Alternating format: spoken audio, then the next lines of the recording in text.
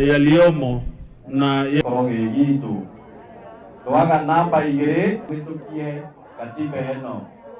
Anoigwa ndia ithiru the governor no ratutwigurira ibuku matusainire kuma hau something new, something better, something you have done the entire in the conquest of the promise. Kainda kake ga gwikia vote ya kuga yes. Ithuĩ Central wale ambao wanaongea kidogo wanyamaze. Ithuĩ Central tutire kidu gituteithagia twina Wasonyiro anga north na south iteithagia na kuria Kenya majia na kukongi wathie coast mena Coast Development Authority.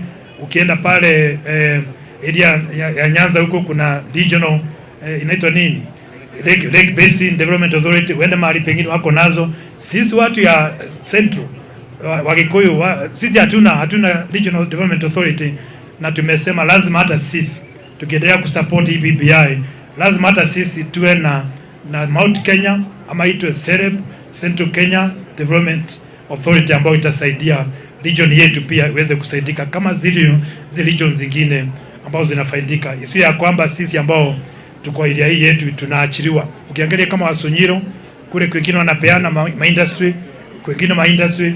Hapa sisi Nyandarua mimi nimepatiwa tu mizinga nyuki na nyuki. Ukipitia pande ya Kieni na kule kwingine barabara za lami zimemalizika. Sawa, hapa Nyandarua pia zitafanywa. Lakini zitafanywa lini? We know it is in the pipeline.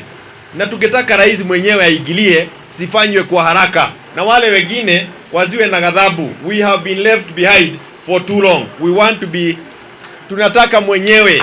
And I am telling you, mimi nikimuona yangu na rais itakuwa hiyo tu. He has now to intervene in person.